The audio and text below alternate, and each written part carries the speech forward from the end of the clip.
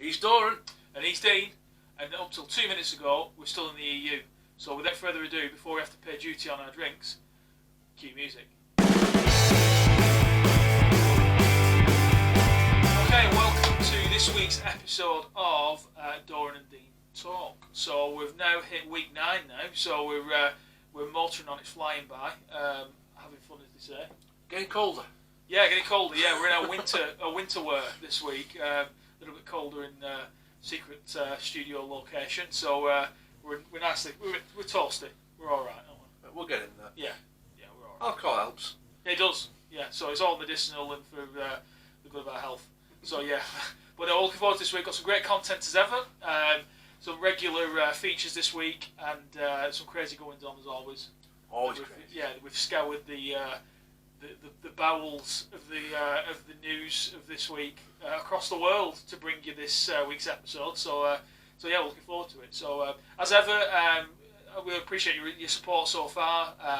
We've got all the social media platforms covered as always. So we've got Instagram and Twitter. I remember yeah, you always get stuck on Twitter. I always get stuck on Twitter. So Twitter came to me this week. So yeah, so it's Doran Dean Talk except for Facebook, which is Doran Dean Talk, no and. Yeah, they do not like ands on Facebook. So without further ado, it's I think it's time for our first segment, which is. Right, everybody, it is time for this week's news. Now, regular watchers will know we don't just do your regular old news that everybody sees every 2 minutes on your Sky and your BBC and stuff. We try and make it a bit interesting, a bit alternate for you. Yeah. Now, in the intro, Doran did mention that as of now we're still in the EU. Only just. Because they're still piss-balling about in Parliament, so how could that? First story could be something that we might not see much of. It's about the NHS. So hopefully when all this EU shenanigans gone, because there is rumour that BJ wants to deal with Mr. Trump. That's portion it all off private. Yeah, no, that they'll drag him in through the streets if that happens. Yeah, people of Britain, we cannot allow that to happen. No, what? But this story, it's one of them, and I read it and I thought, do I agree with it or do I not? Right? In 2017, I know it's 2 years ago, but the ruling was this week. A lady called Eileen Jolly, who was 89 years old. Oh. She got sacked from the Royal Berkshire Hospital. Sacked? She got sacked. You mean she worked there? She worked there, 89, mate. Oh my God. Yeah, Tories for you, pension age. They'll be pension age when we and you are ready to retire, and they'll bump it to 90. Yeah, I won't live that long. But she's been potted, right? 89-year-old lady, because she can't use a computer. And surprised she can use her legs. They tried to train her up, apparently, and she weren't taken to it. But she's won. She sued them for age discrimination. And she's won it out of court settlement. And apparently the NHS trust that involved aren't happy about it at all. No, I'm not being funny. 89 though, my God, do you want to be working at 89? No. I'm not being funny though, with the NHS though, I mean I mean, most of the stuff, I suppose wherever you work, you've got to have a certain basic understanding of computers, haven't you? You've got to be able to do the job, haven't you? Yeah, like us with this, we have to have a basic understanding of it. Of drinking and eating. Yeah, exactly. Breathing. Yeah. And relatively technically, well, say proficient, sort of. You know, we were able to switch the camera on, as you can see, and hopefully it reaches you not too shabbily in terms of the footage. But no, at 89 though, I mean, I'm not surprised you can't use a computer. My God, I'm surprised you can drive a car. I mean, age discrimination, any discrimination you shouldn't do, but like I say, you have to be able to do the job. You do. We don't know ins and outs of it because they don't tell you everything, do they? No. Because it's all, hush out of court. I'd have sacked her. Yeah. If you can't use a computer in NHS, what's the point? Yeah, there's no point. Plus 89, go home. Yeah. Bloody hell, put your feet up. Put Murder She Wrote on and moan about the world like we do. We do. Yeah, exactly. Do you watch Murder She Wrote? Do I shite? No, I don't. No. Allegedly. We're 89 before our time, me and you. Yeah, I know. But she turned 94, by the way. I just mentioned that. Angela Lansbury. She turned 94 this week. Yeah, I just remembered that. NHS, the NHS trust that covers Royal Berkshire, they weren't happy about it. They said they didn't like it, but they're like, buy it and stuff. And they paid it money. End of statement they put, we wish Miss Jolly all the best in the future. future. I thought, yeah, I bet you do. What future? Yeah. 2 weeks time. Yeah, wish you all the best for the next 2 weeks, and you'll be coming back to us in a body bag. Reminds me of that line of Never Demolition Man with Stallone in it. Yeah. You're going to regret that for the rest of your life. Both seconds of it. No, we don't wish Eileen any harm, by the way. But you can't use your computer. You shouldn't be working. No. Really, I don't care whether it's discriminatory. Yeah, that's right. Discriminatory. Yeah. That's right, isn't it? Yeah. Or not. Just no, shouldn't be working. You wouldn't want her at 89. My God, can you imagine? You wouldn't want to get stuck in a lift with her, would you? Or let's face it, or you go for your dinner and stuff like that at work. And you sit there in the canteen, you can see her coming home. You think, oh, don't sit there. Please don't sit there. And she'll sit down, and then that'll be it then. But I don't see how it's age discrimination, because you don't know she's 89 and 19. If she were 19 years old and she couldn't use a computer for an NHS job, they'd sack her, wouldn't they? Yeah. And a bit controversial as well, but I'm not being funny. At 89, you're taking a job really that somebody probably needs a hell of a lot more than she does as well. And you know what I mean? Some person with a family and stuff like that, or a young family, should I say. Yeah, move over. And it's responsibility as well. I mean, no, I might be being a little bit ageist myself by saying this, but at 89, your faculties can't be all there. Not as sharp as you were. No. You can't be fucking up in an NHS job, can you? No. You book somebody in for a vasectomy and end up coming out with no legs or something like that. Yeah. Or just pissing yourself on the spot when you're booking somebody in. Or Saturday night, as we call it. Yeah, that's Saturday night, yeah. Actually, I've lined the customs this week. So, alright, okay. So, yeah, but no, I mean, yeah.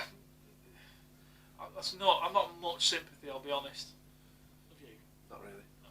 But, Mrs. Jolly, if you are watching, take your money, retire. If you get ill, don't go back to that hospital. No, definitely not. You'll be waiting in a corridor for 19 days. Yeah, you will. Yeah, it's part of that, though, isn't it? Well, yeah. It's like that. It's like that now, anyway. But no. Yeah, but on the subject of health and slightly different tangent, we like tangents. Going off one story that caught my eye this week was a bit of one of those, those like B movies or horror movies you sort of watched when you were a kid and they were really shit, but the story's really good. Like Invasion of the Body Snatchers. Yeah, like that. Yeah, stuff like that. I love stuff like that. Really creepy stuff.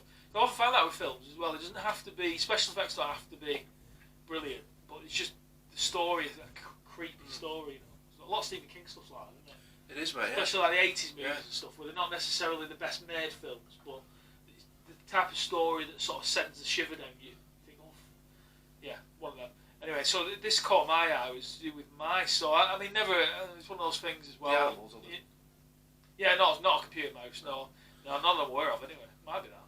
Is it? No, definitely not. No, I don't think it was. Little white mice, and it's not that nice because they have to use them for medical stuff and for the greater good and all that. But this one was interesting because there's been some big forward steps with research with using mice for stem cell technology and everything else. Anyway, what they've done, that's not the creepy element. The creepy element is they're actually using stem cells. They've actually grown mini human brains. Yeah, it's horrible. Mini human brains, and then implanted them in these little mice to test the effects of some these degenerative diseases. Sounds a good word, doesn't it? What, degenerative? Yeah. Said that. Oh, that's still true. Degenerative, did it again? Diseases, and this is true. I mean, it's like again, it's one of those things. It's like when we were. Well, I can't remember what story we did. What story was it last week? It was about the robots. I think it was a robot one, wasn't it? And, freaked us out with Boston Dynamics. Yeah. You think it's all in the future, it doesn't happen. This is happening today, where they're putting these little brains in people using human stem cells. And if he gets the results, I sort of get it, but it's just weird, isn't it? It's really weird. But then I thought that actually just before we came on air tonight, I think to myself, what if the little mice have a little human conscience in there as well? Well, I don't want to think about that. And it can't say anything. It's trapped. Like fucking locked-in syndrome. Yeah. It's called. Oh, that's oh no. Yeah. So say it took my stem cells. Yeah. And then replicated it, put it in a mouse. So my consciousness is in there, trapped in this little mouse, and there's nothing you can do about it. Yeah, that's Isn't that horrible? Shit, Write that down. That is freaking shit. That'd make a good film. That'd make a good something. Not a mouse. Maybe not a mouse. No, you can make it a bit more exciting than that. But Mountain lions. And yeah, yeah, and you couldn't do anything. Oh my god, it's horrible, isn't it? Yeah, but no, it's the truth though. So they're doing amazing things, and but yeah, very, very freaky, very freaky. It depends whose brain they put in. Because to be honest with you, there's some people I know, and the mouse would be fucking clever. Yeah. You just left it there in first place. Take a backward step. Yeah, yeah. See a drop of the IQ with the mouse. But what if it's skills transferred as well? Oh, don't. Oh. Fucking mountain lion drive at 125 to Bolton. Yeah, yeah. It could be. But you just don't know, do you? Probably a better fucking mood than most bus drivers. Yeah, they probably. But the thing is that like it couldn't articulate, could it? No. So even if there was something there, a little consciousness, it couldn't articulate. I'm thinking of the Metallica song One now. Yeah, yeah, that's a good point. The video where he's like tapping his head on the back. Yeah. Yeah. No arms, no legs, and he can't speak out like that. It was like Kill Me. That was a film, wasn't it? That was from a film. Yeah, it was a film. Can't remember the name. But yeah, similar type of feel, like they're locked in. But that was like war injuries, weren't it, and stuff. But oh god, horrible. You wouldn't even want to think about it, would you? No, shit. Definitely not. You definitely won't think about that. Oh. But world. Speaking of animals as well, another thing that caught my eye in terms of sort of superhuman or super technology, or even the ability to measure these things, was they found these little silver ants, which were a bit of a wildlife thing going on this week, were in the Sahara, and they were studying these ants, and they realised that the speed they were going was phenomenal. So what they did is they set up this experiment where that's straightforward, where they measured the distance from where this ant essentially sprinted, if an ant could sprint, from one place to another. Anyway, when they broke it down and factored in the ant's size, they worked out that if that ant was the same size as you or me, it would be able to run at 400 miles an hour. Jesus. I know, 400 miles an hour. Like the Flash. Yeah, 400 miles an hour. It can run, what did we work today, didn't we? 600 feet in... Yeah, 600 feet in a second. Yeah, 600 feet a second. Yeah. Bloody hell, you'd get a weekly shot done quick, wouldn't you? Yeah, that'd be easy. Because at first, when we were discussing it before, we thought, well, it's not that great, because, you know, it's tiny. But then we worked it out, didn't we? Yeah. It was like 100 times its own, 100 odd times its own body size. Yeah. In a second. Yeah, so we factored in the average 6 foot man, didn't we? No, I mean the ant. Yeah. Yeah. But even at that size, it's still fucking quick. Oh yeah. It's still like length of table, easy. Oh yeah, if you sat here and we put one on the end of the table. In fact, we'll try and get one for next week. We'll stick it at the end of the table, and then we'll put a teaspoon of sugar on the other end, or some jam, and then just give it a flick on its backside, and then just watch it run. Pets at home have probably got them in. Yeah, probably. Life expectancy of 30 days from them, though. Yeah, probably have to. No, get on to Pets at Home. We'll get them on the phone. And but no, it's phenomenal, isn't it? But ants are amazing creatures anyway. You hear all these statistics about how strong they are as well. Pretty freaky, really. Because if you ever genetically engineer ants when you're weaponising an ant. What was that? There was a film when they weaponised ants. Oh, well, not Starship Troop. Did they have them in Starship Troopers? No, they were. Were they the bad? No, they were the bad. Yeah. Things. Yeah. Oh, I can't do that. I'm sure there's one of them. But when I was a kid, we went to Paignton Zoo in Devon. And you go around the zoo and they give you like little factoids on plaques and stuff like that dotted around. I must have only been 7 or 8, and there was one about a flea. And what it actually said was, if a flea was the size of a human, it could jump 4 football fields. Yeah, it's fucking real, isn't it? But because I was a kid, I didn't read all that. So for the next 20 odd years, I was going around to know where the fleas could jump 4 football fields. Dog started scratching, I shit myself and booted it out. It is stunning though. I mean, but if they had, similar to the mouse story, if they ever develop the technology to, effectively upscale them, like ants and stuff, they would be pretty. What, in size? Dangerous, yeah. You know, riding into work on a battle mouse. Yeah, a battle mouse, yeah, but yeah, just having an ant the size of even if you made it the size of a small dog, it would be able to, it'd rip you to pieces. Oh yeah. But rats, if you did it to a rat, rats are intelligent on their own. Yeah, they are. So imagine them bigger and with enhanced intelligence. Yeah. So that only actually the kids, isn't it? Yeah. There was ants in that, weren't there? Yes. Yeah, it was their mate, wasn't it? They made friends with him and rescued him. Yeah, but really, it would have bit him in half, wouldn't it? Let's face it. It had spat on him, rolled it into a ball, and taken it up on his back to the Queen. Just ring on, isn't it? Oh, he walked away from that. Yeah, he retired, didn't he? Yeah. He lost. I think he lost his wife or something. He did, mate. Yeah. Yeah, something like that. So good. Yeah, good fun. Remembrance, wasn't it? Yeah, it's funny. Going from kids that got shrinking, not going to kids in general, right? I've got 2 kids. So Dorian here, and generally. Have I? Last time. It's ups and downs parenthood, isn't it? Yeah. Even with 2 apiece, right? Spur a thought, mate, for Miriam and Nabatanzi. Oh, nice. Yeah? In Uganda. Well pronounced. Miriam is 36 years old, right? That's not old. That's not old. No, Younger than us. Yeah, just. Do you want to have a guess how many kids Miriam's got? Miriam. 36. I reckon she's got 5 kids. Add 39 to that. Shut up. What do you mean? She's got, what's that thing now? She's got 44. She's got 44 kids. Oh my god. 44 kids. Imagine the child benefit payment on that if you're over here. Yeah, imagine. Yeah, you get 28 grand a week. You could have like a massive gold beardy around your neck. I mean, the whole thing is massive. I bet it's like a wizard sleeve down there. Yeah, it will be. Yeah, it will be like a pit of sarlacc. Fucking Boba Fett come flying out. Surely by number 17 though, Labour was just a matter of just. She's probably had one since we've been on. There can't have been 45 and counting. 10 and up, there can't have been much pushing. No. My God, that's horrendous. No. 44 kids. 44 kids. I'm not being funny. I mean, it's a difficult one, but I shouldn't be allowed that. No. Wrong. You can't parent. It's bad enough parenting 2 of them. Never mind 44 of them. You can't.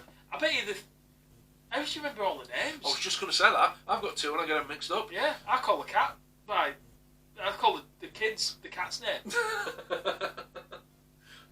But yeah, 44 of them. You couldn't. That's fucking insane. It is insane. Plus, you can't give them the attention. On a serious point, you can't give them the attention, can you? No.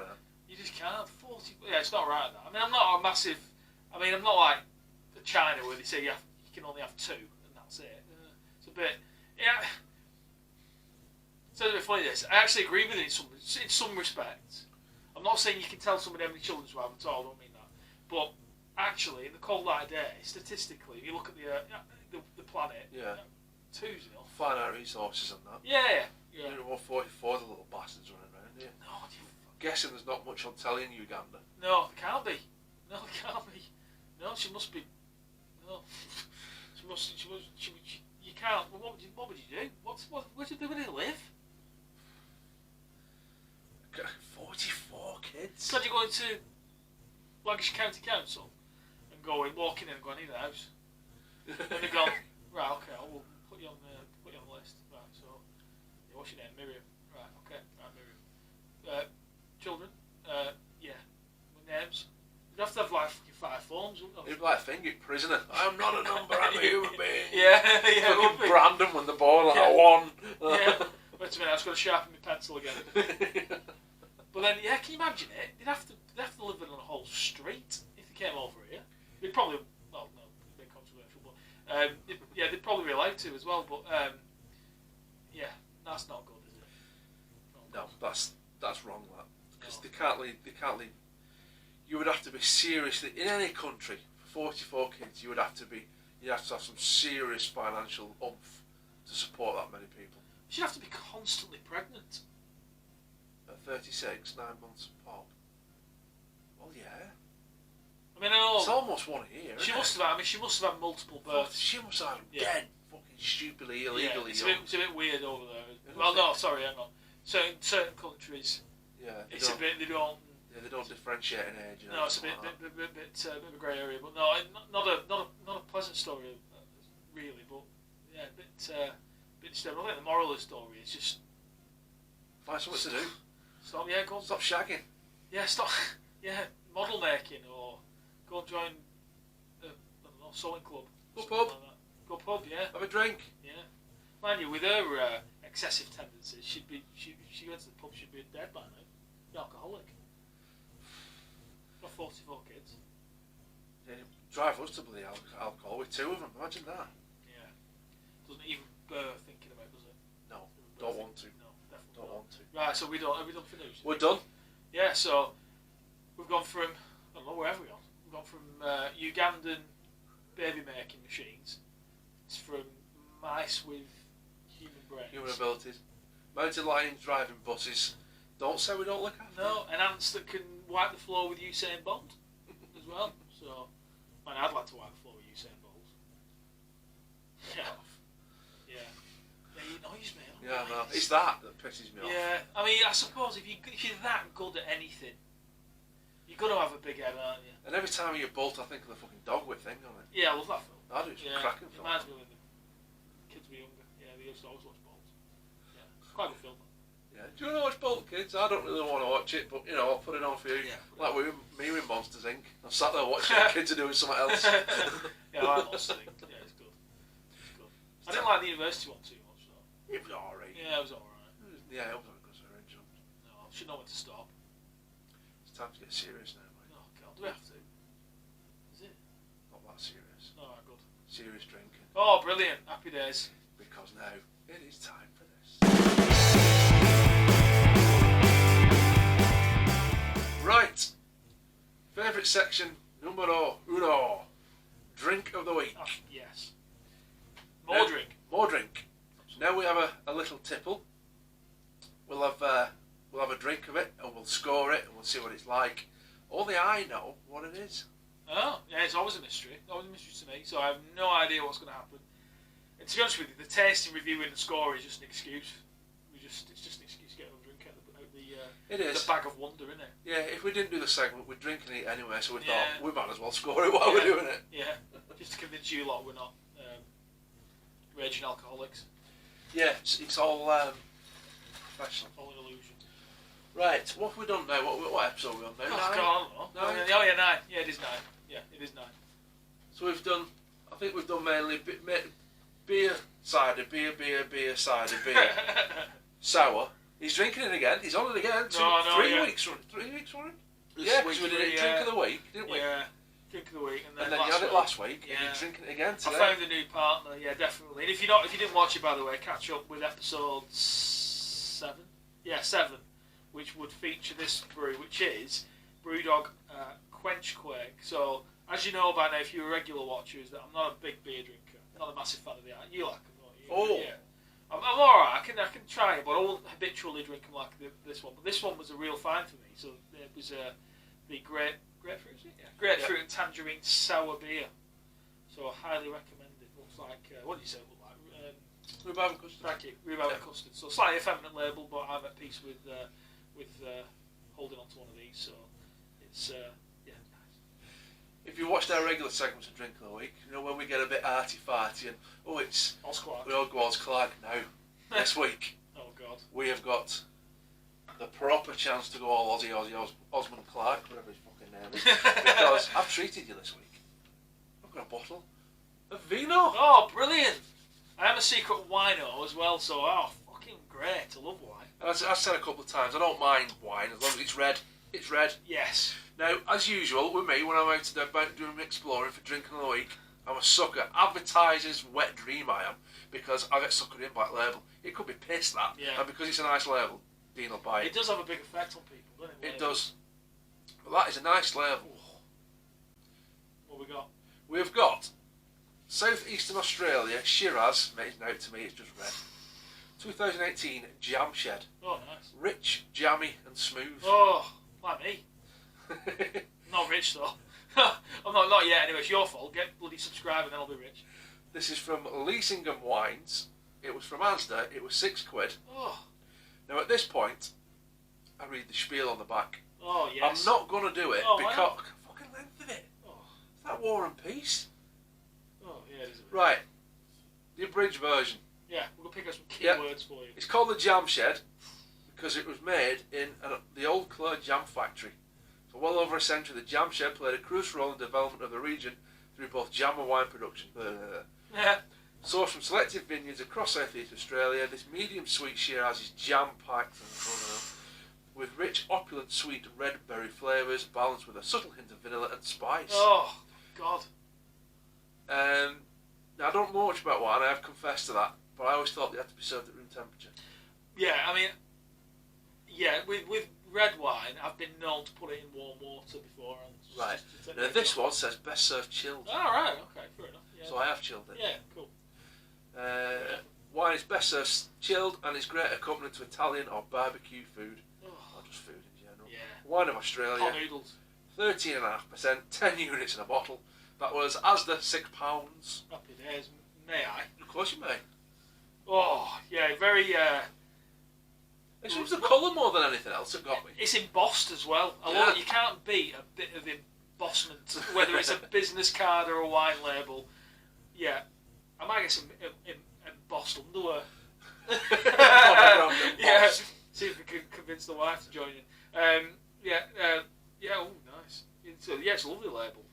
In fact, I'll do my thing. I usually do your thing. My thing. So, magic of not TV. Well, it is to you. TV. This is Shiraz Jam Shed, rich, jammy, and smooth label. So there it is. So there's the wonder of transitions there on the old editing suite. So, you see, I always look for that figure there. Yeah. Is that good for a wine? Or? Yeah, for a rich wine. Yeah, the 13.5%, so a bit of a kicker, and it'll be very. Sound like Clark here. It'll be what's the right word I'm looking for? It'll be a concerto of flavours. I've not even opened it yet. So. Oh, I love this shit. I could have sold on to it for a bit. That's all. Go on, you do give it a go. Yes. Thankfully, it's not a cork; it's a screw top line. Absolutely. Cork. I hate corks. Yeah. They're all good, but they're just fucking screwed, I think. Now, another reason I bought it, I thought, you know what, I'll get a bottle of it. I'm going to struggle with it. If you hear me thump, that's not it. You go, hey, we're in. I say I'm not a big wine drinker. My mother-in-law, good, because I am. Yeah, mother-in-law a few years ago bought me a bottle of Oxford Landing. Can't remember what make it was. Sure, was that a TV programme? No, it was ours. Oh, Knots Landing. Knots Landing. Yeah, sorry. I hope it isn't, because it says jammy and sweet. I don't like acidic. This will tannin wines. I don't want to. Get your finger on it. This will be like. It'll be quite thick. And it'll be quite thick, and it'll be deep. Thick, alcoholic, and deep. It might as well have my fucking name on that label. Absolutely. It does smell jammy. I think I'll drink that smells like jam. Yeah, it does. Doesn't it? It's lovely that. Just give me a moment. Go on, you want to be mum? Yeah, I'll be mum. Yeah, I'll probably do the honours. That is thick. Yeah. It's like gravy. That's what you're having. He's having rest. Curly straw. Get carried away there. No, you're right. Go for a minute. He's drinking. We'll polish that off by the end of the episode. Let's put the top back on. Right, so we'll have a little tipple. So this is who makes it? Is it Jam Shed? Leesingham, I think. Is that the bottom there? Yeah, Leesingham, established in 1893. Best quality wine since 1893. Southeastern Australian Shiraz. So quite a brutal grape, the old Shiraz. Is it? Yep. So happy days. Cheers, everybody. Cheers, everybody. Yeah. Quite sweet. Oh, I like that. I do like that.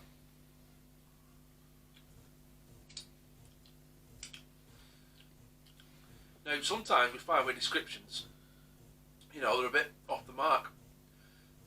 But that rich, jammy and smooth, I think, is bang on. Yeah. That is really drinkable. I could whack that back. You do your serious out of that. I'll drink. It does taste like wine, don't get me wrong. But that is proper smooth, isn't it? I'm just realising I've got a cup malfunction going on here. It's not leaking, is it? Yeah. Is it? I've got a leaking cup. Yeah. Just a little bit. Whack it back. No, I can't look at that. No, I'll be careful. No, it's lovely. It's a sipper. It's one of them. You can't. You know, you see on TV, and like when they've just witnessed a murder, and like and the shaking and everything. They get the wine out and put it in. They go, and they'll drink. How do people? Well, obviously it's the Ribena in it on the TV, but you couldn't do that with drink like this. You just can't do it. Be wasted. Waste of it. Yeah. Nice though. Cheers. I would buy that again. In fact, I would definitely buy that again. Your problem is red wine. Something of this strength as well. It does. You've got to be careful. If you have too much of it, it'll absolutely kick you like a mule. But I'm sure I've mentioned it 5 or 6 times already in this segment. I am not a big wine drinker. I'm extremely fussy about if I like a wine, and that is really, really good. Yeah, really nice. If that got any smoother, it would be. So last week we criticised that Cranes, didn't we, for being a kid's drink. Yeah. That's the drinkability of a kid's drink, but we're good on it. Mm. Oh, can you? Yeah, there's gunshots everyone. Yeah. No, I suppose this time of year and all that, fireworks go off. Probably could be drinking this. Yeah, Dean likes a wine. Let's let some fireworks off. Well, they have done in tribute. But no, it's like like Luther Vandross, isn't it? Smooth. Dead. Barry White. Dead. Yeah, well, dead. Yeah. What we should be doing, me and you, even though we're married. No, we can't because we're married men. If we were young and single, right? Well, like 50% of that. Right. Got divorced. Very good. We should be whacking that back because apparently a study by somebody who's not got much time on their hands and gets paid too much. A study has found apparently that the female species find binge drinking in males attractive. Well, yeah. What do you think about that? Well, I'm the walking embodiment of sort of that fact. Because I think it displays a risk-taking, nonchalant attitude. Oh, very good. Yeah, I get that. Bit primal, bit of a risk taker. I suppose you're drinking though, if you get twatted on fucking Smirnoff Ice, you're not much of a fella. Yeah. It takes some practice to vomit in style, doesn't it? I mean, I've been sick on many a woman, and it takes some doing. And you're also the world's loudest vomiter. That is official, by the way. If you have kids, or if you might like it yourself, get in the Guinness Book of World Records. Just look me up. World's loudest vomiter. I'm in there. I had that woman come around with the adjudicating, with the white gloves on, and Roy Castle came with the trumpet when I was about 16, and I got absolutely leathered, and they used one of those seismometers on the toilet bowl, and it was official, yeah. And he played little well, God rest his soul, he's gone now, but Roy played his trumpet. And I did a lap of the garden, and then I was interviewed for TV in my roll neck sweater, and that was it. Thankfully, Jimmy Savile wasn't there. If you ever go for a walk, you think, was that somebody blowing the horn of a 1932 A Class 4? It was, it's him being sick. Well, I modelled it on the 1932 A Class 4. yeah. It was actually very good. That it was like a homage. It was like a homage to my. Vomiting. I just one of those things. If you're going to do it, you do it in style, don't you? I'm really losing my drink here. Do it with a flourish. I know. Do it with a flourish. So yeah, look me up. Guinness Book of Records. So, although a Russian guy tried to take my title, but he came close as well. To be honest, not close enough. I'm getting close to getting drunk because I will smash that in. Oh, yeah, absolutely. We need to score it, don't we? We do need to score it. Scores. So. Well, it's a bit of a hard one in some respects because there's an element of what we like and what we don't like comes into this. There is very much so, yeah. And it's difficult because we can't do every week on beer or every week on cider or every drink because you've got to have some variety in life and keep you guys hopefully interested. Hopefully you're still watching. So it's the first wine we've had, isn't it? Very first one. Yeah. So we'll try and put personal preference aside, I suppose, and just measure it on attractive labelling, which it has. You certainly jump off the shelf, wouldn't it? It obviously did for you. Good price. £6. And if you're a proper winehead, if you buy 6 of them at Asda, you've got a problem. You have got a problem, but you'll also get a quid off each one. Alright. Instead of being £6 a bottle, it goes down to 5. So 30 quid for 6 bottles? Yeah. Well, I can't buy 6 bottles of wine. Oh, because they've been gone in 30 minutes. Yeah. I can't do it. I admire people, people, like anything.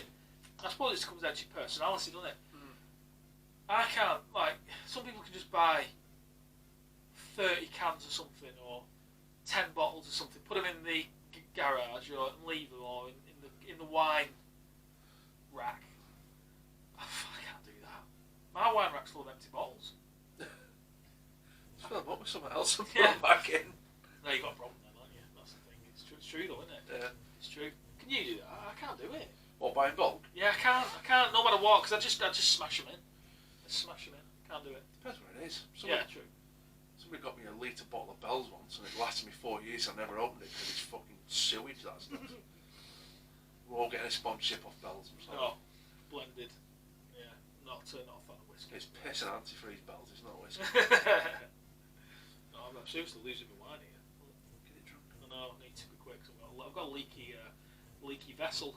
A leaky vessel. So yeah, for me, yeah, it tastes nice. I must admit, I'd have it warmer than this.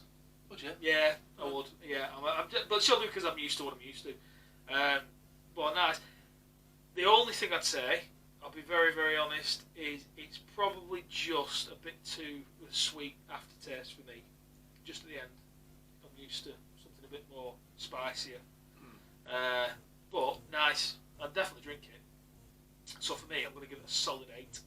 Right. Yeah, solid 8. So cheers. I am very picky with my wines. I will drink a red. Don't like white. It gives me heartburn. I don't like white wine. Very, very few wines I can actually enjoy. You know what I mean? Yeah. I'll drink them, but to go, ooh, the way I have with this. Lovely bottle. Reminds me of an old bottle of sherry or something like that. The design of it. Yeah. It's very drinkable. For somebody who's not a big wine fan, I would buy that again in a heartbeat. So I think for the first time on Dora Indeed Talk, I am going to go into the nights. Oh my god. And I'm going to go 9.2. 9.2. Wow, that's a mega score. If Roy was here now, he'd be blowing his trumpet. It would be. But that's a cracking score. I think though, but I'll put a provision on this. I think proper wine drinkers like yourself, because you scored it lower than me, will think it's not, I won't say a proper wine, but like you said with that Cranes last week, you said it's not real cider because it's too sweet and it's too alcopoppy. Yeah. If you're a seasoned wine drinker, you might not like it. But if you're a wine novice like me and you only drink 1 or 2 bottles every fucking 3 years, you'd enjoy that because it's easy drinking. Yeah, it is. Yeah. Yeah. So that is why I've gone high, because if you're not into your wines, you'd still enjoy it. Yeah, it's an easy drinker. It is. Yeah. It is. You can't really go wrong with it. So cheers. Yeah. So I'll drink this quicker than it's coming out of the bottom of my cup. So I think that's a hell of a score. So I think that brings us to the end of Drink of the Week this week. So I think it's time for something else. So now it's time for this. Okay, so in this section we're now on to our weekly segment of Across the Pond, which basically is our sort of look across the water to those crazy fools in the good old US of A. So we always, we say this every week, but it's always a never-ending source of entertainment from over there, and it's always plenty to choose from. And this week is no exception. So we're suitably lubricated now after Drink of the Week, and we've had our vino, and I think it's time now to pull the yaks apart a little bit, isn't it? I think a little bit. Is that? Yeah. Pretty much. Well, we're alright. I think we're pretty complimentary this week, actually, aren't we? Yeah, for now. Yeah, we'll do our best not to be, but no, I'll tell a lie. It's just you do things differently, don't they? Very different. Yeah. But we like you really. So what have we got first? Is it my goal? It's your go first. I haven't a clue what I'm going to say. That's because you're down that wide. Look at it, it's gone. Have you noticed it's disappeared? Yeah, it's gone. What am I doing first? The fucking light speed jobby. Oh yeah, sorry, I forgot about that. Yeah, so that's the red wine. It gets to start scrambling. Well, it certainly scrambles my brain, but yeah. So this first one, bit of like the mice story in the news, really, a bit sci-fi, a bit weird. But there was this NASA engineer, and you probably picked up by now. I talk about stuff like this quite a lot, NASA and space and things like that. So I can't really help it, but it fascinates me. And this particular this engineer is no exception, really. So he's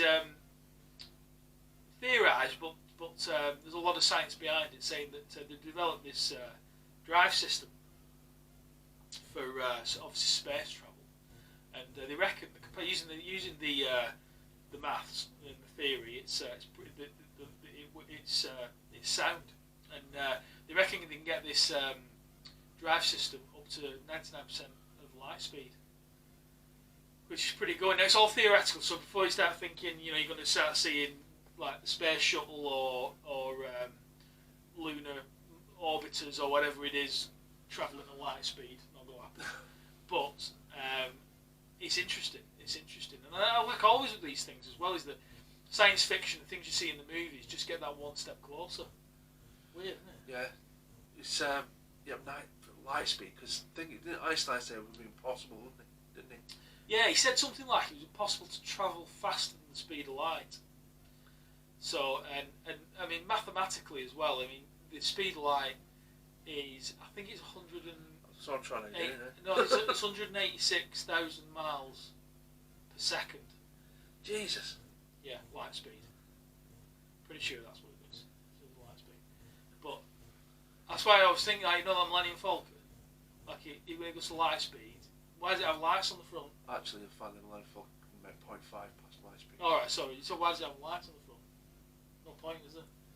Lights on the front? You know when it goes like into the like pit on Empire Strikes, but Empire Strikes Back, it goes into the asteroid. Yeah. And then, but when you go in light speed, you wouldn't need lights, would you? Yeah, but he's not doing light speed. No, but I'm just saying, if he was going light speed... Docking lights. Oh, sorry. I'm trying to make a point. Fucking distance. No, not dissing, no. But you wouldn't need lights, would you? No, not light speed, wouldn't you? No. Because you'd overtake. Yeah, weird, isn't it? You'd go faster than the lights in front of you. But would the light be on? Would the light be on, or would it go behind you? Yeah. Wouldn't I know? That's a question for after we finish that bottle. Yeah. But like a lot of things in like sci-fi movies and stuff like that, they never take into consideration like time dilation either, because you go at light speed, time passes a lot faster for you than it does for the people that you're approaching or going away from. So it doesn't really make sense. So. Reminds me of that film Interstellar. Yeah. Great film. Yeah, good film. Christ, you've got to be sober to watch that, haven't you? If you've had half a pint, forget it. Oh yeah. You ain't getting that. No, it wrecks your head. Yeah. But time travel is possible. I mean, it happens every day. I mean, when the astronauts go into space, they do time experiments where they synchronise watches before they leave, and when they come back, they're different. Yeah. And it's because they travel at a different speed. So if you travel at a different speed for long enough, time travels slower for you than it does for the people on Earth.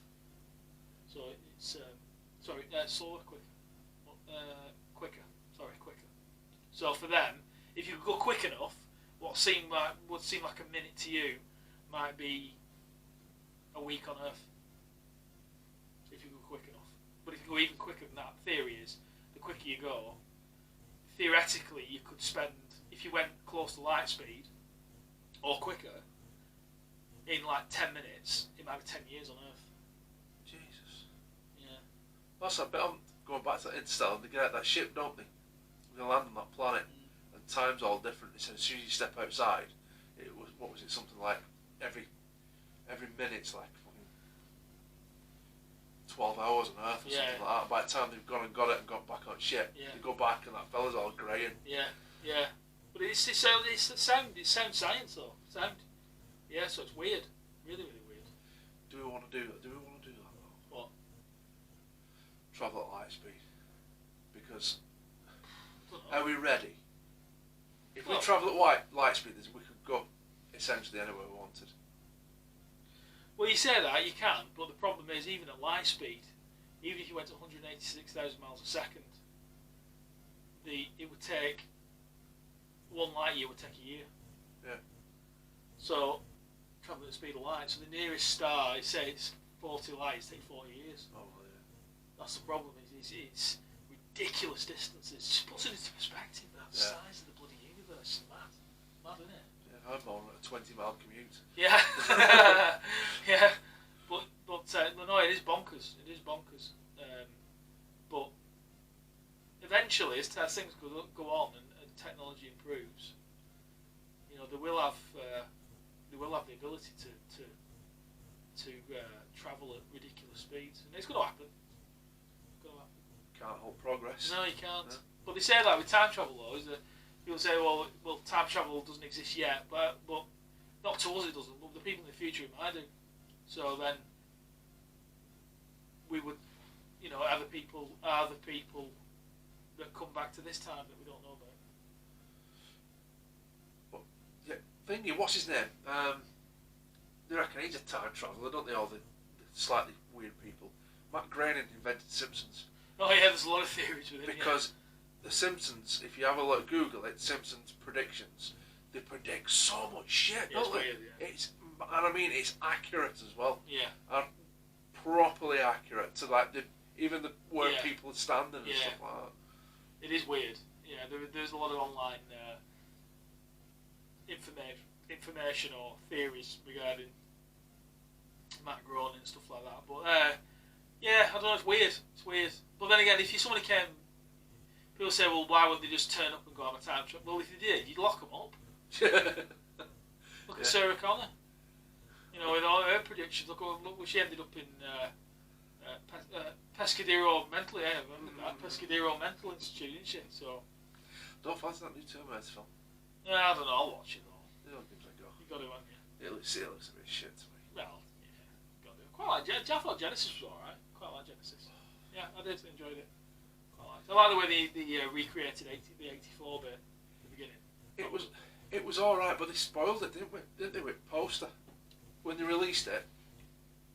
If you've not seen Terminator Genesis, and you want to, look away now, stick your fingers in your ears now. I'll give you fair warning. When they released it, the poster before the film came out, when Jason Clarke, he's a John Connor, but he turns out to be the Terminator. He returns into that weird dark skeleton. Yeah. They put that on the release poster with half his face on it. Oh right. On the release poster. I didn't know that. So the biggest twist in the film, they give away on the release poster. That's a bit shit, isn't it? Yeah, somebody got fucking hung for that. Yeah, they would. Yeah, you're right. No, but I quite enjoyed that. But no, I love time travel. I love the concept of it. Love it. But would you do it? Yeah, it depends.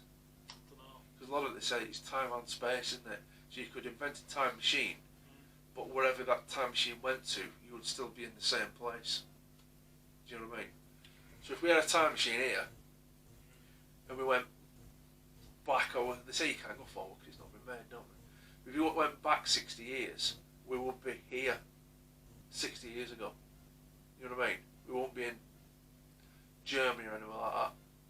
So whatever was here 60 years ago. Yeah, you mean the location? Yeah, the location you were at.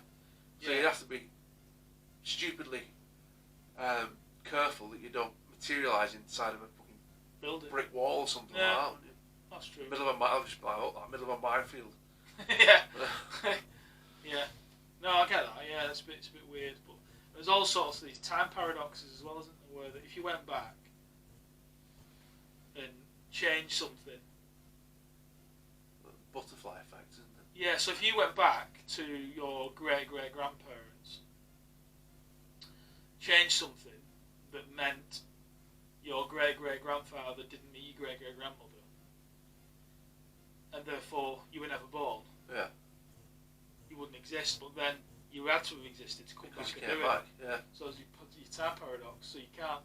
How does that work? Oh, I think that's a question for minds superiorly immeasurable to ours. Interesting, wasn't it? Interesting. Yeah, weird. We're going to stay on space for the next Across the Pond. Remember? America, Yeah. 3 or 4 episodes ago, might have even been less, we mentioned the first all-female spacewalk. Ah, yeah. Was it Cock and Mayer? Kelly made that tea one night. Cock and Van. Oh, was it? Yeah. Chicken that's been run over by a van. Yeah. They completed the spacewalk. If you remember, there was a problem with the suits and that, and they had to get them a medium because they were only... To get them taken in the middle. Yeah. My bum looked big in it, so they wouldn't go outside with. They've completed the spacewalk. She's got a big ass, actually. Who? Cock. No, there's a big cock joke there, but I'm not going to do it. No. I'm not going to do it. No. They've done the spacewalk. NASA have released a lot of pictures because, you know, they're chuffed because it's all female. Yeah, rushed. Well, I don't know about her brushes, but if you ever wondered what a hairdryer effect would have in zero gravity, I think it looks something like this. Oh God, I knew it. The effects of hair drying in space. I knew it. I knew that would happen. Put a female in space. Put them anywhere. One thing's guaranteed: the hair dryer. You can imagine when they did the inventory for the mission, like with blokes, it'd be like, I've got a pair of socks, 2 pair of undies. No, bollock, I'm wearing my underwear. I'll put my other pair on as well, and then I have to carry them. And then, innit? And then, but you can imagine the women, they'll be marching through, well, I don't know call it departures, but marching through quarantine with their hand luggage and their big trunk as well. And yeah, look, as you can see, the proofs there, the intergalactic hair dryers. The NASA released some other photos as well. You remember what I just mentioned before? They actually delayed their spacewalk because they didn't have suits small enough for them. They've launched a new platform. Oh God, my research is top notch. I think it's called the Orion or something like that. Ford Orion. Oh God, I saw them in years. Yeah, pulled them. When they bought them, with RF body kit. Yeah. Yeah, it's like that. They've released they've addressed the issue, NASA, and they've launched this new suit concept. Remember old episodes of Lost in Space? And it was Danger, Will Robinson. they all move like this, or like spoons. What they do is you sit in like this metal ring, like a burr ring. So you've got a big metal ring round your midriff, and you've got them round your knees, and round your elbows and your wrists. And then they kind of like shrink wrap the suit round you. So you're protected, but you've got mobility in your joints like that. So it's like one size. Sounds like a sex dungeon. What? Being shrink wrapped? Yeah. Some people pay good money for that. One size fits all. Yeah. Not the Crystal Palace fan. Yeah. You could sell that to perverts. I'm guessing a NASA space suit is going to be out of your weekly pay. Yeah, if you have to you'd have to be quite well off. Yeah, you'd have to be an affluent pervert. I mean, a lot of them are, aren't they? Yeah, all over BBC. Yeah. I didn't say that. Not on camera. No. So no, they're so yeah, they've done womankind proud, haven't they? Yeah. Yeah. Well done. Yeah, you've walked in space. So. I think we better swerve the subject before we lose any more subscribers. Yeah. Yeah. True enough. Man, he knows by now that if you don't like it, don't watch. Are we only jesting? Yeah, we are. We're all yeah, we are. We'll laugh at ourselves enough. And we take the piss out of everybody. That's the general rule, isn't it? Yeah, we don't discriminate. No. We're an equal opportunities piss taker. Yeah. Yeah. Everybody gets a fur ribbon. Basically. Absolutely do. Absolutely do. Right, let's swerve that story now before we get ourselves in trouble. What have you got? I've got the, on a lighter note, reading about America. I've always thought like with America, because you have these things, don't you, where you say, well, would I like to live in America? And I suppose they probably think the same, like with us, like you probably have this sort of grandiose idea about always being sunny and you know, the lifestyle being really, really good. I mean, they have some shitholes in America, don't they, as well? Absolute. Because the thing is with America, I have to think that, you know, like you get over here, because we're a small country, we like it, it's like, oh, that street's really bad. Or even part of that town's really bad. But because of the size of America, when they talk about bad areas, they're not talking about a street or a house or even an estate or a village. If that's a bad area, it's like the size of Manchester.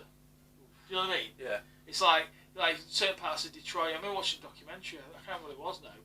Really interesting about. I think it was the decline of like Motor City, Detroit, Michigan, and there was these areas the police didn't go to, and they were like all where the workers used to live. These little towns next to the old car factories, and now they're just basically war zones. They look like Libya, like towns in Libya or Syria, like bombs, like Benghazi and stuff like that. Really look like that. Cops won't go down there. Horrendous. But what I'm getting at is the shit areas are everywhere, but a bit scary, that type of thing. But on a lighter note, they've done a study like the happiest state. I don't really know how they mention it, how they measure it, should I say, in all honesty. But they've come up with a winner. And I was racking my brains before I read the answer to the happiest state and where it would be. I was thinking all these things. Like you think New York, but then you think New York City, it makes you a bit hard. You have to be a bit, what I mean, that type of thing. Then California, you're thinking it's just like that. But the most obvious one, it didn't really occur to me, was the America state that you don't immediately think of. The winner of the happiest state was actually Hawaii. Oh, that's a shock. Yeah, it is, isn't it? The Paradise Tropical Island, one happiest place. Yeah. I'm absolutely flabbergasted. Yeah, it is, yeah. So, but it makes a lot of sense, really, doesn't it? It would be, wouldn't it? It just would be. But then, when we were researching that you think, well, similar to like London or the big areas, if you're born there, if you're born in Hawaii and stuff like that, it's so expensive because there's that many people that go there that are very, very rich that you can't afford to live there. You can't afford it. So local people are having to move away just so they can survive, basically. So it's not right. That. No, it's like a playground for the rich, isn't it? Yeah. So it's I mean, we saw when we did the research for this bit, we saw some of the snapshots, some of the areas, and I'm like, my God, it's like beautiful tropical. I mean, everything you envisage when you shut your eyes and think of tropical paradise. That's it. It's a bit like the Bounty advert, it's just got the coconuts and lands on the rock and just split up. Because also the coconut, when it lands on the rock, it doesn't just split and shatter. It just splits down the middle, doesn't it? And I could do that. Coconut water just flows down, and then there's the beautiful bronzed bikini-clad girl. In fact, you ever buy a coconut from the supermarket? Try and get in the fucking thing. Get in it, yeah. You need a sledgehammer, yeah. And it never splits down the middle. No. It just splatters coconut milk all up the wall, and you end up with shards of coconut stuck in your eye. My youngest loves coconut, but she's always after them. The last one we bought, I had it in the vice in the garage, and I'm absolutely kicking the shit out of it with a lump out, and it would not move. And I was I was going blacksmith on his ass. It would not move. And when it finally did, it shattered into a fucking trillion pieces. Yeah, they're a waste of fucking time. They're not worth the effort. No, they bollocks. They're nice, but I'm not that bloody nice. Just buy a fucking Bounty. Yeah. That's what I'd do. Tell you what, if I was Tom Hanks, I'd have been dead in 20 minutes. Yeah. I couldn't be fucking arse with all that. No, he'd end up just knobbing Wilson all day, wouldn't he? He won't be smiling there, Wilson. No. Just be like that. Instead of having that, his eyes would just be like that. Yeah. Tell us an underrated. Going back to films again, like we always do. It was partly shot on Hawaii, a battleship. Yeah. Seen that? I have seen that. Yeah. Apparently, it was licensed by Hasbro because it was based on the board game. I mean, was it fuck? Yeah. It was nothing. No, I quite enjoyed it. Who was in it?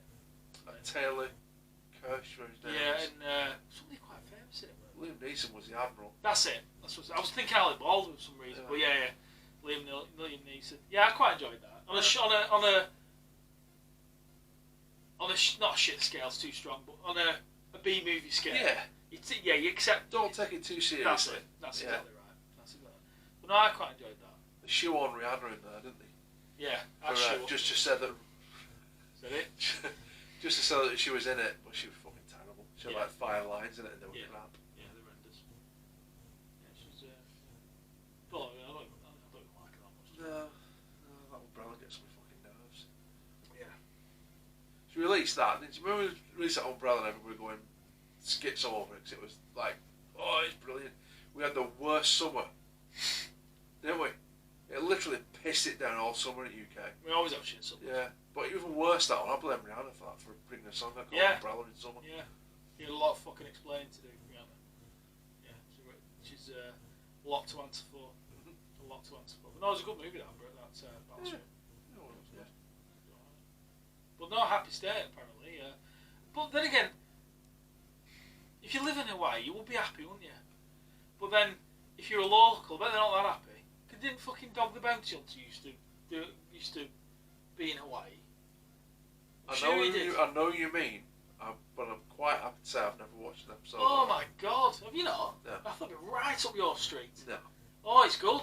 I think on a shit level, it's like watching Hulk Hogan running up and down the street. That's what I turned it on. Oh yeah, you gotta watch it. So a big steadhead with fucking a mullet. Oh, it's brilliant. A mullet, wrap around shades and a bum bag, and I thought, I ain't watching this. Oh, it's brilliant. And I turned it off. Yeah, but on a shit level, you've got to watch it. I'll give it a go. Yeah, it's brilliant because he's like a Christian as well. You know, he's like a sort of. He was a bad guy. He was a bad one when he was young, and turned to God as they do, which made all his sins disappear. Funnily enough. Oh yeah. Yeah, he does that apparently. Yeah, it washes away all his sins. That's handy. Yeah, it is. Yeah. And he basically hunts down bail skippers, and but it's Hawaii. I'm sure it was Hawaii. Yeah, it was definitely. And I remember thinking then some of the things were gorgeous, some of the places, but great. He actually lost his wife recently. If you've not watched it, you probably big character in it called Beth, and blonde. Oh, I remember. Yeah. And she died recently. So. Yeah, I know, sad really. But no, it was shit, but it really entertaining. Guilty pleasure. Oh, it's brilliant. And then what he'd do is he'd capture them, like he'd run down the street, and then his son Leland, who was the athletic one, he'd be the one doing all the work. He'd be the one that would like climb up a building to capture this dude, drag him down, and then Dog would grab hold of him and drag him in front of the camera to get all the credit. And then they'd have that sort of 5 minutes of him where he'd sit him down and try and preach God to him to convert him. Oh God! It was funny though, brilliant though, brilliant. Well, yeah. So apparently Hawaii is the happiest state. So if you've got millions of dollars and you can afford a holiday home there, then that probably explains it, I would say. But if you've got a $300 a day meth habit and all you can afford is a pair of flip-flops and Bermuda shorts. But mind you, weather and that down there, you can just live on beach, couldn't you? I think they do. Let you. I think they do. Yeah, but I think that's a good point. They don't let you because not that you should let you, I suppose. But like if you had a £300, should I say, meth habit, you wouldn't sleep on Blackpool Beach, would you? No, I won't sleep on Blackpool Beach for all fucking golden. You'd die of hypothermia before the drugs caught you. Mate, there's more drugs in Blackpool than there is. There's more drugs in the sand. Yeah. Oh, it's a shithole. It is. It's an absolute fucking cesspool. Blackpool's a shithole. If you're from Blackpool. Sorry. No, I'm not. No, I mean sorry, they're from Blackpool. Yeah. I feel sorry for you. Yeah, exactly. But no, Blackpool is an absolute cesspool. They've made it worse by trying to make it clean.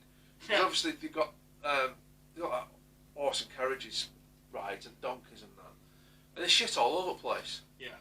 So council said, right, we'll clean that up. You got to pick it up. You got to swill it out and stuff. Last time I went to Blackpool, bear in mind it's not far from here, and I never go. That speaks volumes. Last time we went, I took kids, and we were walking out front, and they used that much disinfectant to get rid of all shit. Yeah. You could taste it. Yeah, it's horrible. It was awful. Yeah, it's the tackiest, shittest place on earth. Yeah. It's a shame because if they redid it, well, they've been saying that. The thing I say, because people say right about it that it never used to be like that, and it didn't. However, there's a little caveat to this because that was. I think it's a good word. But you remember it when you were a kid. Yeah. And when you're a kid, you don't notice the shit bits that adults notice. So I think as a kid you're oblivious because you see the roller coasters, you see the rock, the amusements, and all that other bollocks. And as you're an adult, you notice the gypsies and the prostitutes and the £5 for a boiled burger. Yeah, and like a £6 candy cock and all that. But yeah, it's a shithole. Yeah. I liken it to it's like a really ugly bird that they've plastered a load of makeup on, give it a facelift and a wig stuck in front of the camera. Do you know what I mean? It's like, because if you go to Blackpool in the front, even the front's a bit shady. Go 2 streets back in Blackpool, it's like fucking Beirut. Yeah. Isn't it? Yeah, it is. It's horrible. Yeah. Not a nice place. I think it burned down recently, Coral Island. Yeah, there was a fire, wasn't there? But I saw that on Facebook. So, pity they burned down the whole fucking town, to be honest with you. But no, I mean, I have bittersweet because I used to love the arcades and that, but arcades are redundant now, aren't they? They are redundant. Your games console's like 20 times more powerful than an arcade. That's it. Yeah, and they don't cost £1 a go either. No. So, well, fond memories, I have to say. Yeah, but so, I'll never go again. No, never go again. But I'd rather go to Honolulu, I think. Yeah, without a doubt. In fact, definitely would. Without. I do like rock. Not cockshed, but I like as long as it's aniseed. I like aniseed. Oh no, I don't like that. Never seen rock. I like the fruity one, mate. From the multicoloured one, not fruity cock. I mean, the fruity rock. Fruity rock. Anyway, I'm going to move on quickly. Let's move on. So I think that Texas started off in Honolulu, ended up in Blackpool. So there's a migration for you. So, and that concludes this week's Across the Pond. Right, it's arguably the second most favouriteist. How much wine have I had? Bloody favouritists. Bloody favouritism. It's our second favourite segment. It is now time for Snack of the Week. Yes. So we've had our little tipple, we've rated it. So now I'm trying to get an accompaniment. Now, what I did, I always, because Snack of the Week is much like Drink of the Week. Dawn doesn't know what I've got. Now I like to try and marry them up. You know what I mean? I got the sake lager and I got the Japanese. Oh yeah, that was nice. That. Yeah, and I got the Japanese kitsu. Oh yeah. Katsu rolls. Yeah. So I thought, right, wine. I've got wine this week. What goes with wine? Cheese. And then I thought, is cheese a snack? Yeah. Don't know. Well, I didn't. How much you eat, I suppose. I didn't because I thought, no, cheese can't really snack. You don't just go to fucking bite a block of cheese. I've done that a few times. To be honest, when you come home after the pub, absolutely leathered, and then you go to the kitchen table and strip off your underpants, and then you toss your jeans on the stairs, and then you go up to the fridge and then open it up, and you lean against the fridge for about 10 minutes, staring at it. I've been known to bite a block of cheddar every night. Well, you must have done that. No, I can't say I have. Can't say I have. Have you not? No. I don't believe it. No. I'm usually too funny. When I just want to go to bed. No. I didn't get cheese, and I'm sorry, I've not got any fruity cock rock either. Oh, fucking hell. I do apologise. Now, these grabbed me because it was an unusual flavour. Cheesy. We've got some tortilla chips. Yes, I love that 2 words, tortilla chips. Mano Massa. Sounds like the guitarist Joe Bonamassa. I fucking hate him. I don't like him. Do you know? No, I'm sorry. I know. They're a bit samey, his tracks. Just I don't know what it is. He got anyway. He's like a clone. I don't like him. Anyway, sorry, Joe, but I don't like him. Mano Massa, Manchego, which is Spanish cheese, yes, and green olive. Oh, my favourite. Apparently, this is recipe number 15. The dipper laid with juicy Mediterranean olives, subtly sweet red peppers, and tangy Manchego cheese. Yes. All the spiel on it is basically saying that it's for dipping. Right, so, bonus round. I've got as a dip. Oh, happy days. I've not ever got as a dip. Bear in mind, is downed always because he had a glass malfunction. On the back of the jam shed, it said goes ideal with barbecue food. Well, I love it. I love barbecue dip. Oh, brilliant. Right, so what have we got here? So, tortillas with spirit. established 2012. Manamasa, manchego and green olive tortilla chips. Recipe number 15. The dipper layered with juicy Mediterranean olives. Subtly sweet red peppers and tangy manchego cheese. My God, that. Oh, smell that. Oh, it smells nice. Barbecue dipping sauce. Whoa. There's enough sugar on that to say you're fucking diabetic in there. Yeah. It's that is. Yeah. We did that segment. Remember we did the segment on how much air is in crisps? Remember we did that? Yeah. Not much air. Quite all that. Yeah. It's annoying that, isn't it, when there's loads of air in crisps. Smell it.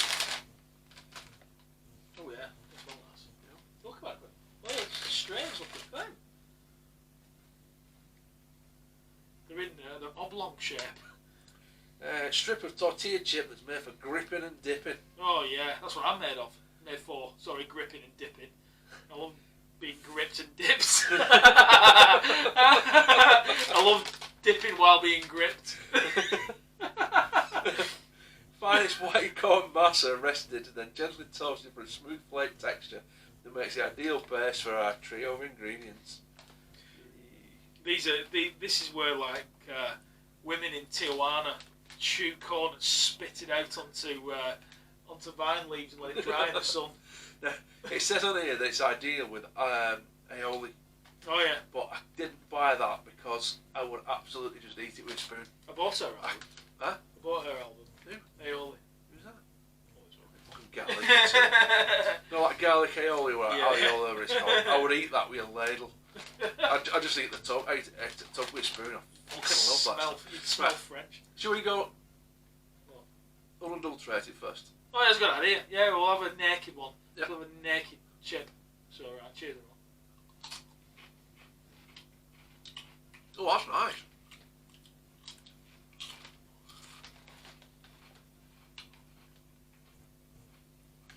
Yeah, they're good then. I can eat them on their own. And another one, you get a tortilla chip that dries out, sticks, and you dry your mouth out. Well, they don't. Yeah. That's a full bite, think that. It is, isn't it? Where are these from? Oh yeah. I don't know. Asda, because I go with the same place as that. Yes. They were £1. It had the orange rollback sticker. Oh. Apparently they should have been £2, but Oof. I don't buy that bollocks. That rollback stuff. They were £1. They were always I £1. won't pay £2 for them. They were always £1. I won't pay £2 for them. They were never £2. If No. they were £2, they would have been like a fortnight out a year. Because they do that, they put the rollback on to make you think you're saving £1. They were never £2. Conspiracy. I've been eaten one. I might. Yeah, maybe. Bag proper full. I'm gonna have some this day. Go on. Yeah, go on. Doesn't drip, which is good. Get any trains like me red wine. Oh, it's a bit strong for me, that. Bloody hell. Oh, that's strong. It's like a glaze. Yeah, you lose all flavour at chip. Yeah, you do. Bit overpowering. Yeah. If you just had salted tortillas. Yeah, you could, just as a base. You could brush your bloody ribs with them. Yeah. Yeah. Throw them on the roll. I do. Yeah, that's good for. You could get like chicken nuggets in there. Yeah. Like McDonald's, isn't it? It's better on the roll. Oh. Yeah. You really do get that manchego cheese, and I like that. Yeah. This is a bit where you have to watch us eat. Yeah, sorry. I'm just looking at it after the. Not too bad. Well, look at the calories. Told you that. I told you. It doesn't count when you're on camera. Oh, that's having a good job. 0 calories. There's 160 grams in bag. I'll let you lot do the maths because I'm shit at maths. 160 grams in the bag and 25 grams serving is 125 calories. Oh my God. It's a lot. It's a lot, but it's not as much as if you're a kebab connoisseur like we are. Well, you're talking to convert, aren't you? Yeah, we do like a kebab. You wouldn't have thought it, would you? No, not by looking at these athletic figures in It's front one of our of you. secrets that we like to confess every now and again. There's a place in Nottinghamshire, so it could be fucking anywhere, called the Chip Inn, INN. Oh, clever. So I'm guessing he's a golfist. And he's this chap's serving up a kebab in a pizza box. Nice. It's £22. Is it? It's 22 quid this kebab. No, it's not connoisseur and like made out of like dodo meat and stuff like that. It's got in it 5,350 calories. Oh my god. Now, if you want to know what 5,350 calories of kebab looks like, it looks a lot like this. I'd smash that in. Jesus Christ. Look at it though. What's up? Well, I'm a bit worried because it's covered in sauce. Isn't it? Yeah, this curry sauce and the kebab. I've not tried it, so I can't knock it, but it won't be my first choice. No, well, I was saying that. We said it before, didn't we? Before we came on air. It might be so wrong, it's right. Like banana and marmite butties. No, that's just wrong. Might be huge then. Oh my god. No, I couldn't do that. Mighty sweet. Yeah, I sort of see the strange logic in it. Like sort of savoury and sweet. I get that. But that's a hell of a kebab though, isn't it? 22 quid, oh my god. Yeah. Did that dude eat it though? No, nobody's finished it apparently. You know? I don't think I could. I don't know. I don't know what it is. I can't eat as much as I used to. No chance. No chance. I can still eat quite a bit, but not. I know that I can smash that in. But don't know. Curry sauce and a kebab. Sure. We'll have to try it. Huh? We'll have to try it. Right, well, let's try Nottingham though. No, I mean not that one. Just a kebab with some curry sauce on it. Oh, I see what you mean. Yeah. Well, you could have driven to Nottingham. It's a shithole, Nottingham. I got lost in Nottingham once. You'd have to get lost over there, to be honest. It took me fucking ages to get back to the motorway, so I've never been there since. Saying it's a shithole, I actually went on a night out in Nottingham, ended up in an 80s bar. And it was alright, but apparently it's got the second Sorry, highest... the decade, not age. No. You won't grab a granny night out like No. It was... Bumped into Wayne Rooney. Yeah. There was a few in there, to be honest, but no, it was alright. It was a while ago, that. It was about 13, 14 years ago. And, but, no, I remember a local guy saying I think it's the highest, the crime rate's second only to London, I think. Yeah. It's horrific. Really, really bad. And the hotels, one of the hotels, we were lucky, we did this work thing, I stayed there. And we ended up instead of the Hilton. And I remember, it looked like Fort Knox. Yeah. It had like bars on it and shit like that. But yeah, it was weird. It was really weird. I'm glad I didn't get too lost in there then. No. So, I don't know if I'd travel there for that kebab, to be honest. But it looks a monster though, doesn't it? It's just an absolute beast, that. Yeah. 5,000 calories, Jesus. Yeah, it's got doner on it. I think it's 2 portions of doner, 2 portions of chicken, a shitload of chips and other various bits and pieces, but just over 5,350 calories. I do like chips on a kebab, I have to say. It's a guilty pleasure. I think that adds back to the lads holiday in Greece, didn't it? We got them. The gyros. Yeah.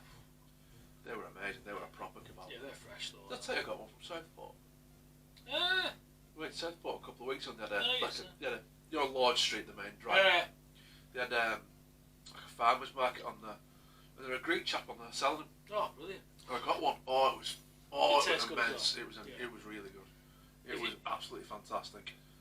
If you're not familiar out there with gyros, basically they're Greek street food, and they're served on a soft, hot, warm pita bread.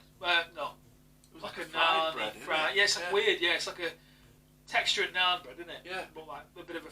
Yeah, It's a fried, crust. but it's not greasy. Yeah, I don't know if they brush it. Maybe they brush it with butter. Yeah. But they toss it on the grill and stuff, and they have pork souvlaki, don't you, on it, which is similar to doner meat, where they carve it from a rod. Hence the term gyro, as in gyroscope, and they shave it, and then it has like fresh tomato, tzatziki, chips rolled up into a cone, and they're cheap in Greece, cheap, but they're just. When we went to Rhodes, we had them all the time, like €2. Yeah. Nothing. They were a £5 a piece. It's so poor. You always have stuff like that. Yeah. It was worth it. It was worth it. Oh yeah. It was really good. Yeah. Very, very good. Well, I love all that stuff. Yeah. Right, mate. What are we going to rate the forgot masa? Well, I'm going to disregard The barbecue dip. Yeah, we're not going to rate the dip. No. I purely It did was it. alright though. It tastes alright, but it's overpowering. It kills everything. I purely did it because with it going on banging about the back about it being a dipper, I thought it wouldn't taste as much, but very wrong. Get your logic. Absolutely get your logic. But no, I love them crisps. They're very nice. Buy them. Definitely buy them. Do you know what? I'd have to say, I'd probably pay £2 for them now to taste them. The bag is absolutely full to rammed. Yeah. So, I'm a bit of a crisp maniac, so I can come from a position of relative authority. So I'm going to say, mind you, crisps, it's a vast, what's the right word? I can scrutinise it a bit more because there's that many in there, different things and stuff like that. So I'm going to give it I think for me, I'm going to give it a solid 7.5 for me. Yeah, definitely. But no, I'll be buying them. Definitely get some of those. Yeah. They're very nice. You definitely taste that manchego cheese. A lot of crisps will give you a big fancy flavour and it tastes not like it. Yeah, they do, don't they? They're tasty, but I couldn't eat many of them. I could. I'll eat what you don't eat. I'm going to go ballpark with you, I think, mate. Maybe a little bit higher. 7-7. 7-7. Strong score though. Strong score. For a crisp, for a snack like that, strong. Yeah. However, if I had a tub of garlic aioli here, it would be a 12 out of 10. Yeah. Because I'd dip a flip-flop in that and eat it. Yeah. I just can't. I love tortillas just hot with jalapenos and cheese on them. Jesus. Yeah, that's my thing. So, but definitely a winner. Oh, winner, yeah. Definitely go in the Snack Hall of Fame. Which I think probably when we get to episode 10, which is on the next week, maybe on episode 11 we might do a rundown of the first 10. Maybe. That's not a bad idea. I think every 10 episodes we'll crown our winner. Yeah, for the 10, because if we carry on, we're never going to get. Yeah, we'll just do it. Yeah, we'll do that, won't we? Yeah. We'll give you our winner for the first 10 episodes. 10 of the best. Yeah, top 10. We'll get Mike Reed on here to do it. Yeah. Is he still alive? Bruno Brooks. Yeah. I don't know if Mike Reed's still alive, you know. I don't know. I bet he's still Black if he is. Yeah, I think he died a couple of years ago. Did he? I think. Oh no, I'm getting him mixed up with what was his name? We're married to Sarah Green for a bit. Oh, Mark Smith. That's him. Yeah. Oh yeah, he did die, didn't he? Yeah. Terrible. You're a race car driver. Yeah, well, that's right. Yeah. Remember? Yeah, Sarah Green, Mark Smith. God, them were the days. Yeah, so we'll do maybe our cheesy top the pops top 10. I might even, I'll do a little thing with that. Yeah, I'll do a little bit of a montage. Not a Rocky one. Not a Rocky training montage. No. Oh, I mean, think about Rocky. Sorry, dead quick because I know I'm conscious we're rambling. When Sylvester Stallone had the script for Rocky, the studio, he approached the studio to do it, and he insisted on him being Rocky. Yeah. And he wouldn't budge, but they wanted. It was going to be, to get this right, Charles Neston. Oh no. Was it Charles Neston? Yeah, Charles Neston. Yeah. It was going to be or Burt Reynolds. Burt Reynolds is a good shout. Yeah, and I could see that. Yeah. I could have seen that happening. And there was somebody else, can't remember. Anyway, sorry to digress, but I saw it on the TV the other night and I thought, when he said Rocky, I just remembered, so I thought I'd mention a little bit of trivia there. But he dug his heels in and insisted, you're not having the script unless I'm Rocky. Toss. But you can't imagine anyone else being Rocky, though, can you? Not now. No. He's 72. Fucking hell. I hope I look like when I'm 72. Yeah. Oh, that's what it is, with Joe Rogan. So we love Joe, by the way. probably never watch us because we're mere mortals by comparison. But if you ever do, Joe, we both really like you. Borderline love you, to be honest. And he was talking about Stallone, and he was saying that when he was doing Expendables, he broke his neck. Yeah. And he was, but he's still ripping it up at 72. Jesus. There was a guy on. I can't remember who it was now. Might have been, wasn't The Rock? No, was it Steve Austin? Was he in one of them? Anyway, I think it was Steve Austin. I think it was, yeah. Stone Cold. Yeah. Steve Austin. And he was saying, Steve Austin was saying he's never seen a harder guy in his life. Yeah. He said they were doing this scene and they got grappling, and apparently Steve Austin wasn't being real enough, so Stallone just smashed him in the face and said, "Stop fucking about and throw me." Yeah. And he smashed him in the face. So Austin lost his shit and fucking threw him. but it worked. Yeah, it worked. So yeah, anyway, a little bit of Stallonage there for you. So, but yeah, I think we're done now. That is snack of the week. Yeah. We're winding up from tortillas to Rocky. Yeah, absolutely. So yeah, that concludes snack of the week. So now I think what we're on now, it's time for something very different. So it's time for this. Okay, this section takes us down memory lane to history of the week. So again, with history of the week, we try and keep it not too far back. Try and keep it a bit relevant, don't we? I mean, to some viewers, hopefully, we appeal to the younger generations as well, not just us folks. Well, steady on. But yeah, I know. Yeah, we're getting that way, mate. Yeah. Let's be honest. Yeah, more mature of the audience. But we try and keep it quite relevant in terms of age, don't we? So some interesting stuff this week. So we sort of take a nod to events that happened relatively recently, and the one that stood out for me was a guy called John Delorean. So clues in the name, really. So Delorean, as in yes, that DeLorean. It's the guy who envisaged the DeLorean sports car. So which was obviously made famous by Michael J. Fox and Back to the Future with Dr. Emmett Brown and all that crew, and it was so classic movies, brilliant. Einstein the dog. Einstein the dog and all that. So yeah, amazing. So he was made famous by that really, but quite a revolutionary car in many ways. Gull-wing doors, stainless steel, aluminium, or was it aluminium? No, stainless steel. Yeah. Bodywork, and they were all silver, weren't they? Yeah. No paint. So quite an eyeful of a car really. And just came to actually. There was one. One was in the Wedding Singer as well. Was it? Yeah. You know the dude that she was going to marry. Oh yeah. He got out of one. I remember that. Yeah. I can't remember his name. Anyway, it doesn't matter really. But that great film as well. Wedding Singer. Love that. That's an underrated film, man. Very brilliant. Love it. Absolutely love it. And so John DeLorean, this week in 1982.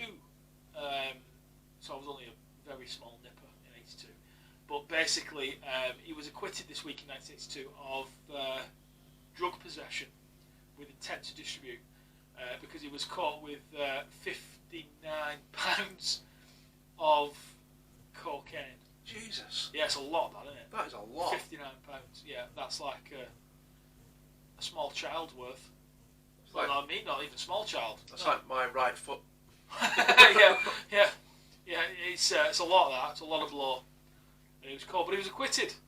So the blow, he managed to persuade a jury, or his defence team managed to persuade a jury that it wasn't for distribution. 59 pounds of it. But as joking aside, as we sort of researched on, we found out that it was entrapment by the authorities. So he sort of was acquitted of it really, because that's serious shit. That if you get £59, you're going down. In America, you're going down. You're going down, and you're never coming back out. Basically, at £59 worth. I think if memory serves, I might be wrong. I think he defended himself. I didn't know that. Yeah. No, I didn't know that. It was news to me. Yeah. Apparently it was his next door neighbour was a on the books informant for FBI. All right. And they approached him, saying, "Oh, can you do this?" So obviously you're not allowed to do that. No. So yeah, they got him for entrapment. Yeah, but it was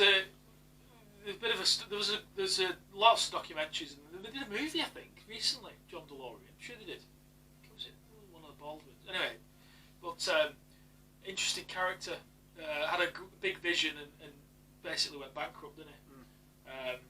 With the DeLorean. It's weird, really, because the DeLorean, wouldn't you think, after Back to the Future, everybody had gone out and bought a DeLorean? But I don't know whether it happened. I'll have to check this. Probably should have checked this before. I don't know whether he went bust before Back to the Future or after Back to the Future. I don't know. Because you think off the back of Back to the Future, you think, I'm going to get a DeLorean. Wouldn't you? Yeah, but they weren't that fast, were they? No, they weren't. They were shit slow. They were a bit, but some iconic cars are shit, aren't they? You buy them because of what they are rather than how good they are, I suppose. But yeah, they weren't great. It was from Ireland, I think. Yeah, they were built in Belfast. Yeah. So like fucking Titanic sank. That was built in Belfast. So not a great track record. But no, interesting car though. But yeah, so he got off with it. With all the blow. You lucky bastard. Yeah, very lucky bastard. Yeah, very lucky. But no, they all love the car. But we found out as well. I don't think either of us knew, did we? That he prior to setting up the DeLorean Motor Company, hence DMC on the front of the DeLoreans, I forgot the cars. He designed the Firebird and the GTO. Yeah, God, I love the GTO. Pontiac GTO is a sexy ass car. It is sexy, that car. It is a sexy mobile. Yeah, it is. So he's got form. The guy, he got eyes, hasn't he? He's got eye for a design. So every credit, I didn't know that. News to me. So I mean, every credit to him. He went for his dream, didn't he? And probably built one of the most iconic cars ever built. Really. I think there's a lot of reason why he went bust and DeLorean didn't take off. It was either, I think it was either 15 years too late with it, or 20 years too early. Yeah, I think you're right. Because around that time, all the Yank cars. So we mentioned the Pontiac GTO, absolutely sexy machine, and they all had the big block V8s in them. Yeah. But they had a fuel crisis, didn't they, late 70s? Yeah. And they were putting in, to save money, they were putting in the big V8 engines, so like 4, 5, 6 litre V8s, but they were restricting them. They were putting restrictor plates in the intakes. Yeah.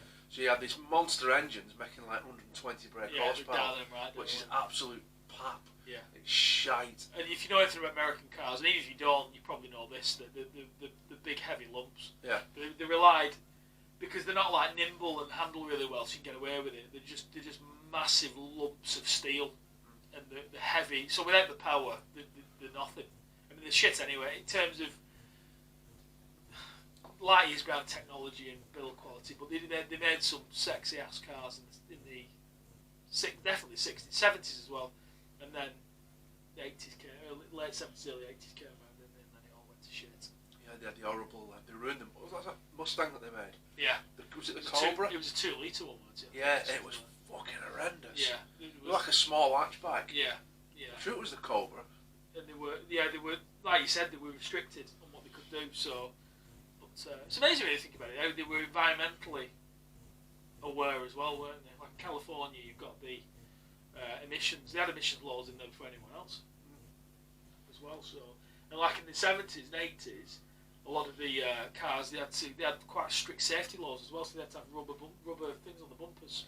Well, they ruined the MGs, didn't they? Yeah, and the 911s. Yeah. The 911s as well. Because we had lovely chrome bumpers over here, like the MGBs and the MGAs and stuff like that. And then when we went over to America, because of the strict traffic safety, they put these big horrible bloody rubber bumpers on there and they just ruined them. Yeah. They look proper crap. Yeah, they did. Yeah. So it's a shame that John, if he'd have brought that out in a time where he could either have put a big thumping V8 in it, or later on and put like a turbocharged 2.5 litre unit in it, I think it would still be here today and it'd be very successful. Yeah, I wouldn't argue with that.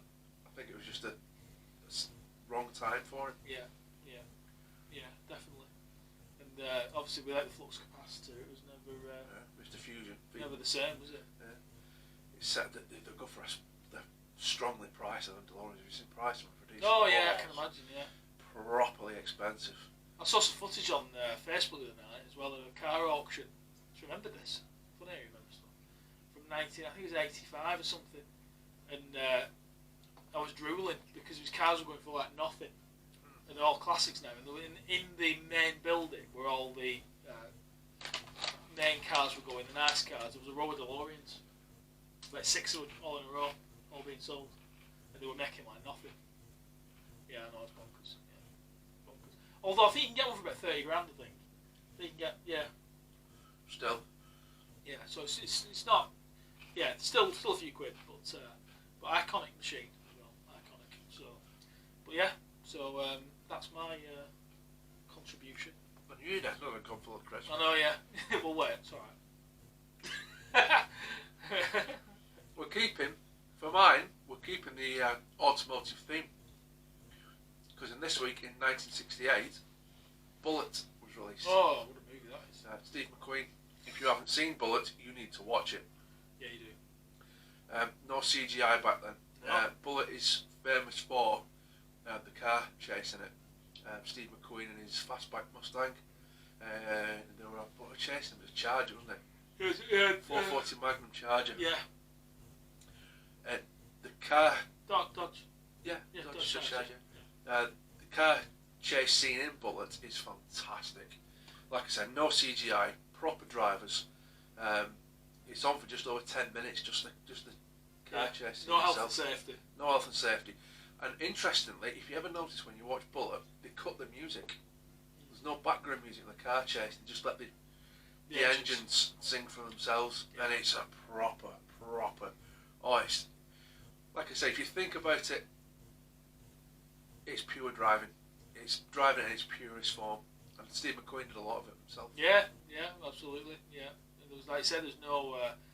That's what gave it its edge because you knew it was genuine.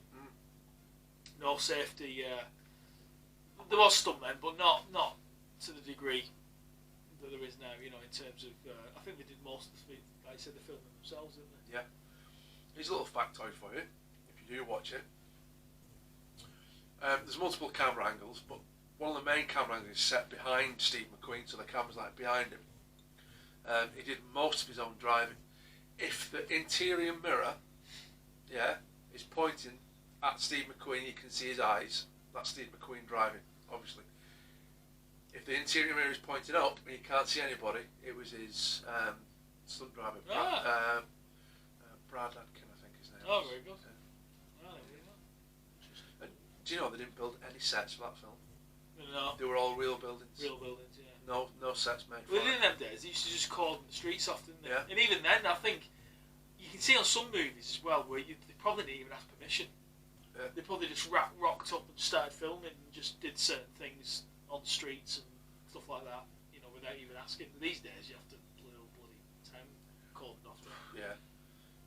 But do you know the bit? It misses a junction on the famous bit, doesn't it? Does it reverse or something? Yeah. And he anchors on the smoke everywhere and he does a reverse burnout and he flips it round. He actually cocked that up. He missed a turn in, and that was him. All right. It wasn't. Yeah. You know, it wasn't scripted. That was Steve McQueen. And they added that in. They just said, "Oh, we'll leave that in." Yeah. Look at the logo. Yeah. Every credit. Yeah. Yeah. Very iconic movie that. Was it green? His car. Green, wasn't it? Yeah.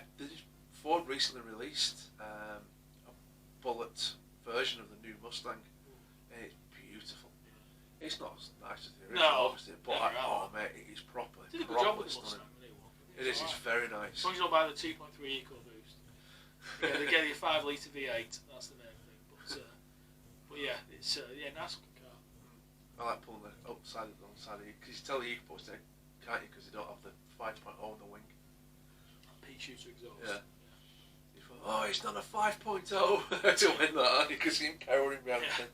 Still pretty nippy, but if you're getting a Mustang, you've got to go full 5. Yeah, of course you have. Yeah. You have to. It's a law. Yeah, it is. It is definitely. Yeah, I think that sums up History of the Week. Yeah.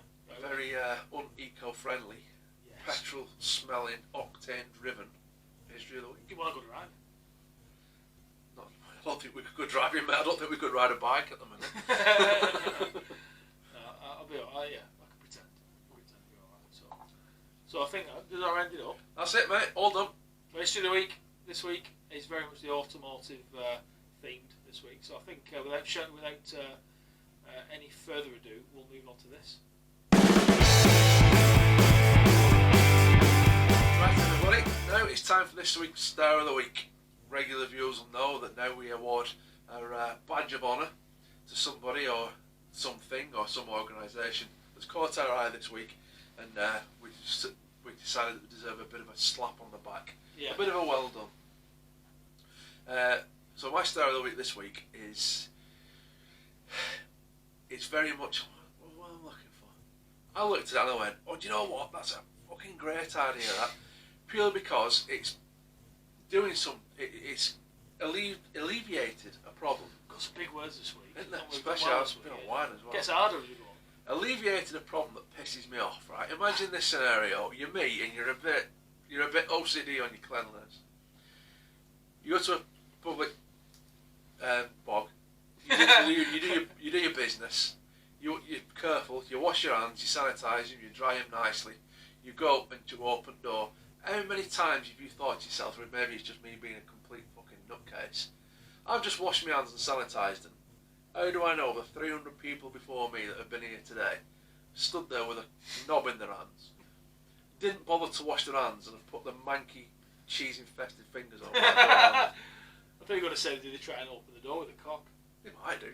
How many Manchego digits have been on that door handle? Because it defeats the object. As soon as you wash your hands, you touch that, you got somebody's piss and dribble all over your hands. A couple of students at the University of Hong Kong, and they've actually been nominated for the Dyson Innovation Award this year. They have made a handle for the toilet doors that cleans and sanitises itself. Oh, very good. Yeah, that makes sense. It uses a mixture of titanium dioxide and ultraviolet light to disinfect itself. And they're also very clever. They've actually mounted a motor inside the doors, so it's self-opening for you. When you open the door, it's a motor, so when somebody's coming in, it opens. The motion of the door is like a dynamo effect, so it actually powers the self-cleaning handle, so it's self-sufficient, so you don't have to plug it in. So the opening of the door actually charges the handle. Clever. That is very clever. Typical bloody.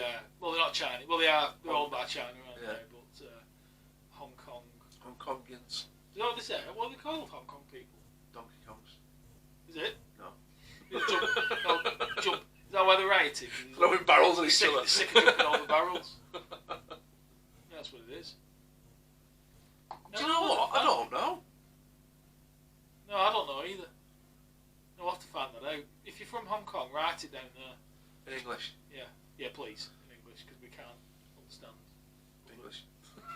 Yeah, I can't fucking understand English. But yeah, that'd make a germaphobe like me exceptionally pleased to see a self-cleaning door handle. Yeah, you're absolutely, don't get me wrong, you're absolutely right.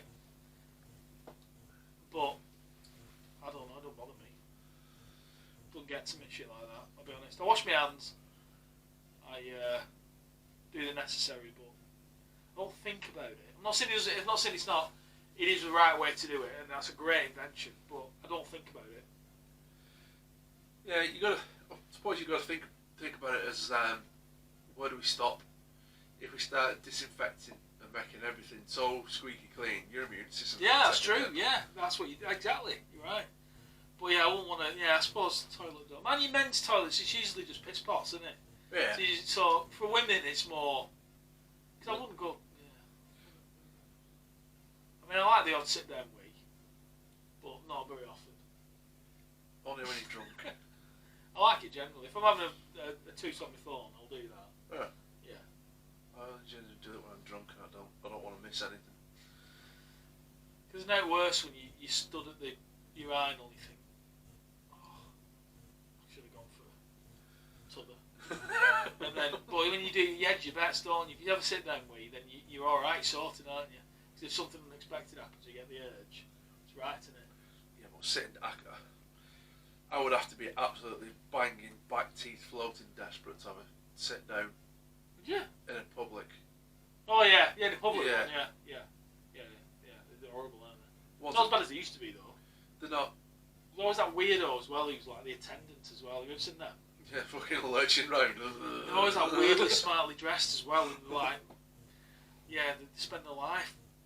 Oh. Tell you what, weird people as well. No offence. Is it right if you said no offence before you can say what you want? Or did I dream it? I don't know if it's the law, but it should be. Should be, right. So no offence. Weirdest people in the world. People that work at Timpson's. The kiosks at supermarkets and stuff like that. Yeah, have you seen them? Yeah. They're the dreariest. They're like crated veal. They just sit there behind the till. Nobody goes in there. They probably get one customer every 6 weeks, and they just sit there like staring into space. I don't know businesses like that. Survive? No. Yeah. I really don't understand it. I don't get it. Oh, Maybe they're like front store, like for money laundering. Yeah. I don't. Cause they said there was a thing. I'm digressing here. Tangent coming up. There was it's like bed shops. There's fucking bed shops. Yeah. Everywhere. And people buy one bed every like 25 years. Yeah, work that out. And yet they have these massive showrooms with 100 display beds, staff, and everything else.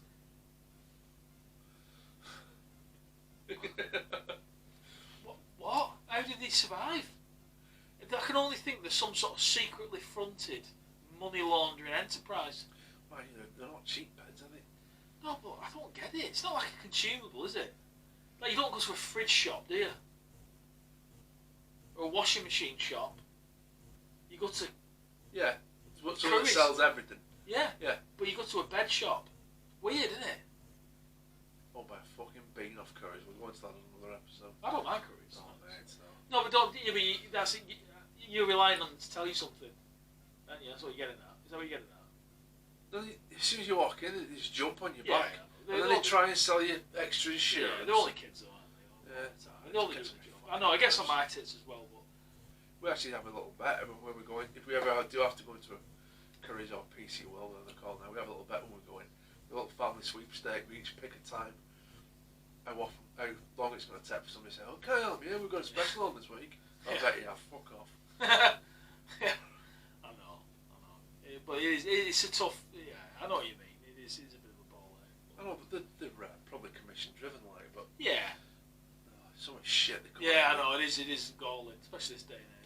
To sell you this HDMI lead, you need a proper quality HDMI lead. This one's £55. Yeah, it's exactly the same one as you get from Poundland. Yeah, this is it with Amazon and stuff like that. But I sort of said it's a wider discussion. But this is the thing with the high street though, that we're all, not just saying you, but me as well. We're all suffer from it, whereas we'll all moan when the high street's gone. Yeah, we will, or the retail park or whatever. But yeah, we all do it. We all. Tell you what I do, if we do go into a shop, before I buy anything, and this is a sad indictment of one, how tight I am, and two, what you say about the high street dying off. Yeah. If I am in a shop on the high street somewhere and I see something and I go, oh, that's alright, I won't mind that. Before I buy it, first thing I do is put it in Amazon and see how much is on Amazon. Do you? Yeah. See, I don't do that. Because if it's cheaper on Amazon, I'll just buy it off Amazon and they'll bring it to my house. If it's a couple of quid, then no, I'll just buy it where I am. Anything major? Oh no, I'll do that. If it's something like a major, I'll do it. Yeah. But more often than not, Amazon are like fucking 10, 15, 20 quid cheaper. Yeah. Just get it off there. I came up with an idea a while ago. I think I told somebody, but I didn't know it. Where here's an idea. Death of the High Street. Right? Yeah. Instead of supermarkets, open a new supermarket, like they do. Why don't they buy a high street? And put different And put a greengrocer, a butcher, and all the different a general store, an off license, and sell all their own goods, but in different shops. It's an idea, but you're going into realms of. It's in Wall-E. In Wall-E. The film Wall-E. I thought you were Wall-E in The Blackburn. little fucking. No, Oh, not yeah, Wall-E. yeah. Wall-E. Not Wall-E in Blackburn. No. Alright. Yeah, Wall-E. Yeah, I love that film. Yeah, the by and large corporation. Yeah. Because you just end up with rows of all the same. But wouldn't it? Do you not think though? At least it would keep the towns going. Should do what the French do. I don't know anything French Honestly, no. Oh, I think you're French. Oh.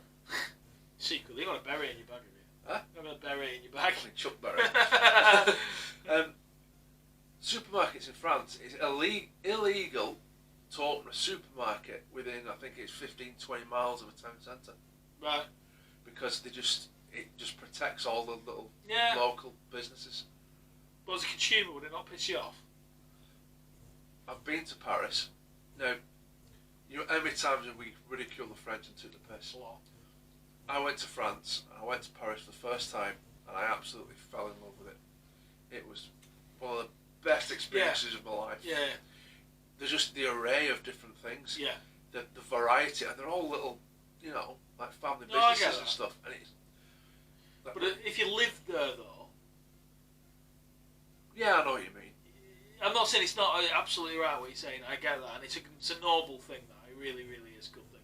But if you just think, if you lived there, like the cost and stuff, yeah, I know what you mean. I'm not trying to put a piss on it, but you know what I'm getting at. But it's not like here. Do you know, if you want to go shopping, unless you want to go Co-op at Spa, which is generally walking distance from somebody's house, isn't it? You have to drive out to the supermarket. It's not like that though. There's shops fucking everywhere. Yeah, and they're all little. Yeah. And it's the quality of it as well. Yeah, no, every credit, and I get that. These are bold statements after fucking half a bottle of wine. I'd move to France. Oh my God, you've been an old dude. I'd move to France. Oh. If I had the opportunity to live in France, I'd go tomorrow. Yeah, I can't share your sentiment, I'll be honest with you. I can't. But I admire, don't get me wrong, beautiful places, beautiful country, but no, not for me. They shut in summer. Everywhere. See, I have fucking 7 weeks off. You don't like your boss, you go on strike. Fucking amazing place. Yeah. Yeah, I know what you mean. But a lot of people do love France. Yeah. I'd go. Yeah. We've done it again. We've gone from Hong Kong to France. Oh, yeah. Man, if you're living in Hong Kong at the moment, you probably won't go to France. To be honest with you, it's all kicking off still. So, but yeah, I don't know what bloody segment we're on. Star of the week. Star of the week. Oh yeah, that one. Star of the week. You know, the 2-3 minute segment that we planned for has just gone into a 25-minute rant about the French. Yeah, and we have to edit this bloody thing as well. So yeah, stop distracting us. Yeah. So I think we're gonna have to conclude. Yeah, we're gonna have to do that when we're out of space. Yeah, just go off. Bing, done. So I think we're gonna move on quickly. So we'll go to the opposite end of the spectrum, and we'll go to this. Okay, so in this final segment this week, we're going to be on to Twat of the Week. Now, we've managed a colossal, and it is a colossal because we have very, very strong feelings about it.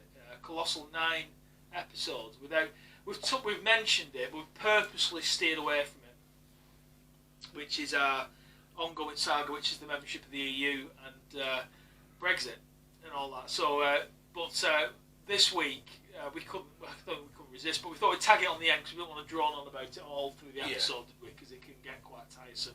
You hear it everywhere on the news, and like we said at the top of the show as well, is that we try and give you something alternative, a bit of light relief. Probably should rephrase that, light relief, but you know what I'm getting at. Yeah. Although for the right amount of money, I'll probably do most things. Just sort of giving you some alternative option, things to take your mind off the regular tripe that you hear.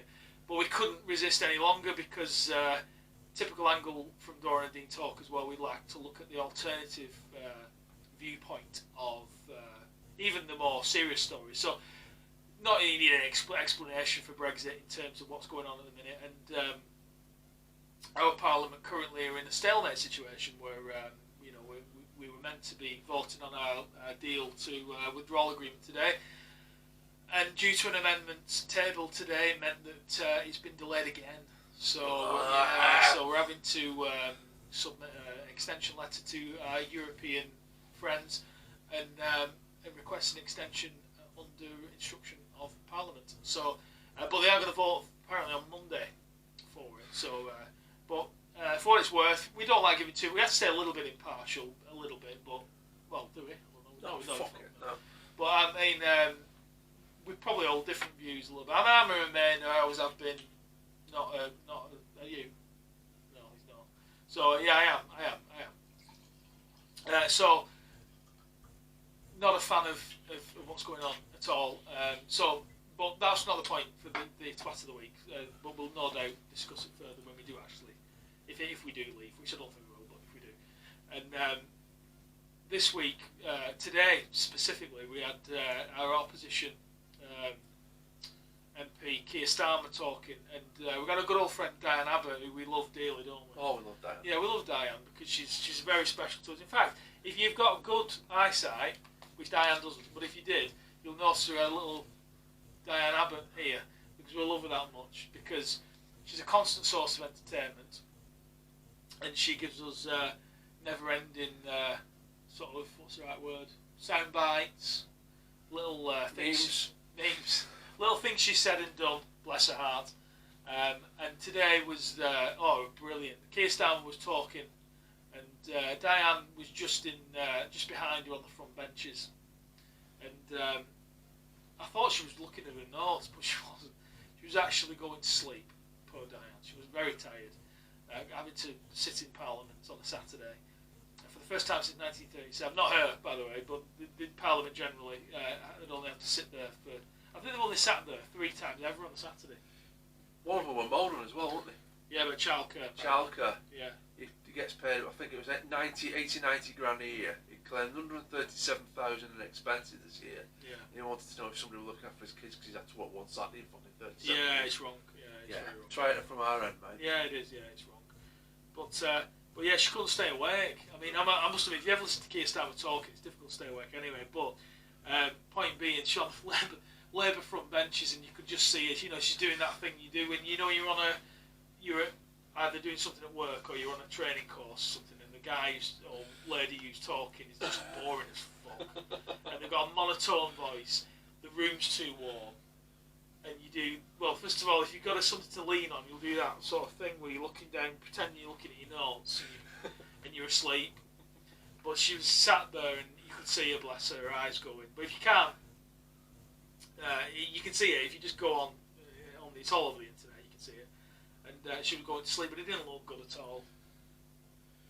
Just didn't look good. So, but I think the moral of the story is we're just in a stalemate situation where nothing is progressing at all. So they do it on purpose. Do you know what I always like in Brexit to, or the government handles Brexit to it? You actually teenagers to do the washing up, right? Yeah. You nag them to do the washing up.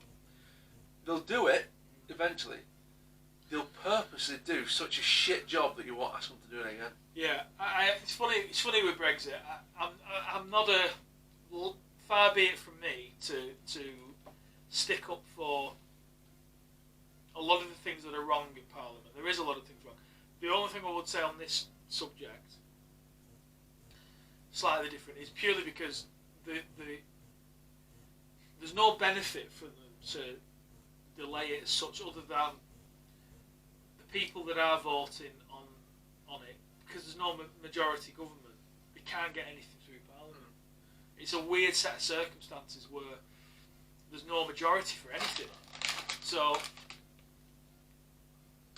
it's a wider argument, and we simply cannot cover it in this section because it's a whole. We'd end up going on and on and on for another hour, and we can't do that because for no other reason we're running out of memory space. But yeah, it's a wider argument, isn't it? Yeah. With that, and other than saying it's just been going on for 3.5 years now. Fucking hell. All in all, so it's been a long time. But Diana, yeah, she couldn't keep her eyes open. But she was in Northern Ireland recently. Was she doing a tour in Northern Ireland? And she did a tour in Northern Ireland with Diane Abbott, and said, "So Dan, what did you think of County Down?" And she, I loved it. It's not been the same since Carol Vorderman left.